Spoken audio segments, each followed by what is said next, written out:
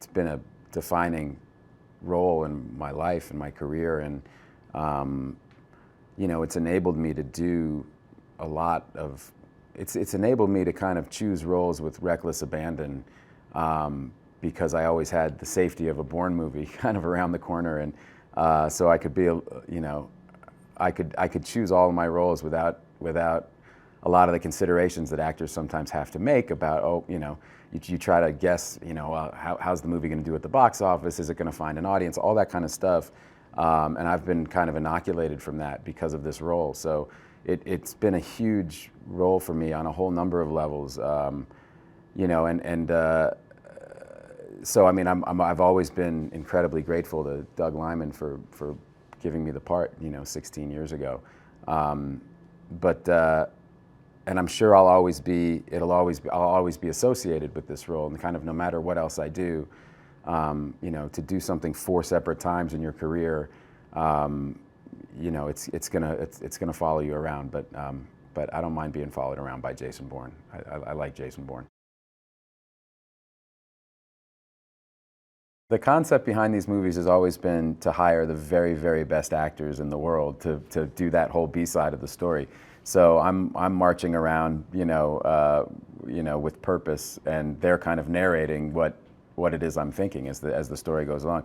So we've had these, you know, from Joan Allen to David Strathairn to Brian Cox to Chris Cooper. I mean, just the world-class actors, and this time we've got Alicia Vikander and Tommy Lee Jones. So again, 2 of like the great actors in the world, and so that's really, really exciting.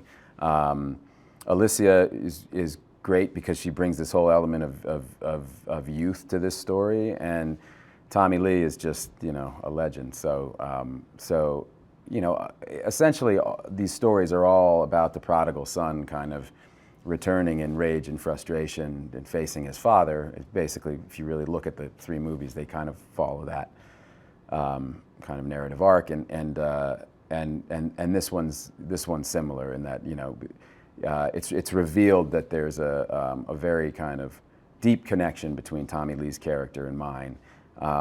There's a history there, you know, that kind of really shakes Bourne to his core, and there's a reckoning that needs to take place. This whole concept of cyber is you know, this kind of 4th arena of warfare, basically, and with what has happened with technology, and also, I mean, it's very much in the public consciousness. You know, you know, our civil liberties and our, you know, to what extent people are keeping tabs on us and on our digital life, and you know, so Bourne finds himself kind of in this new world. Heather Lee is an expert in that cyber world, and you know, Bourne kind of quickly finds himself in this new world, and kind of matched against somebody who has a kind of a skill set that he isn't as familiar with. This is definitely on another level. I mean, shutting down Las Vegas Boulevard is you know, on the last movie, on Ultimatum, I remember standing in the middle of 6th Avenue, and just, you know, because we shut down like a couple blocks of 6th Avenue, and I remember thinking, this is totally insane. You know, having lived in New York for a long time, I go like, I'm standing in 6th Avenue, you know, at 10:30 in the morning. And I just had that feeling the other night when I was down on Las Vegas Boulevard, just standing in the middle of Las Vegas Boulevard. It's massive. Like, I can't even wrap my brain around the scale of what we're doing. But hopefully that's what people are going to want in the 3rd act. It's something bigger than we've done. It's got to be the kind of the mother of all treadstone fights. It's ostensibly the last 2 guys, and we're very lucky to have Vincent, because he actually practices capoeira. Like, he's a proper martial artist. So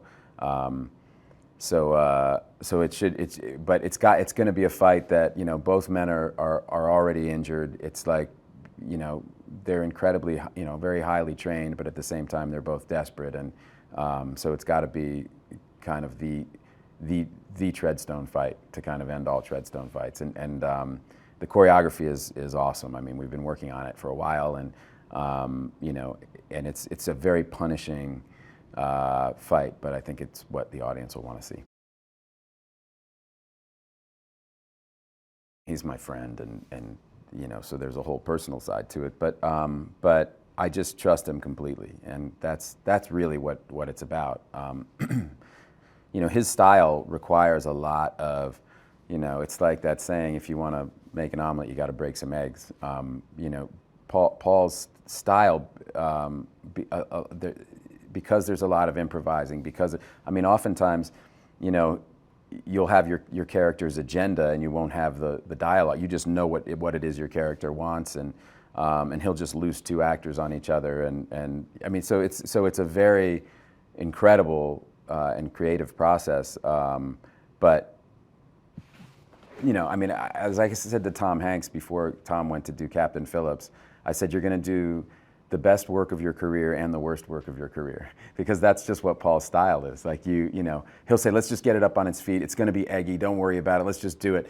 And if you just release yourself and give yourself up to his process, you know, I've never been disappointed. So it's just a very deep creative trust that I have in him. It's about his getting to the root of his identity, essentially, of really understanding how he came to be Jason Bourne. And it goes back into his past, and he essentially gets all the answers to that kind of original question of identity.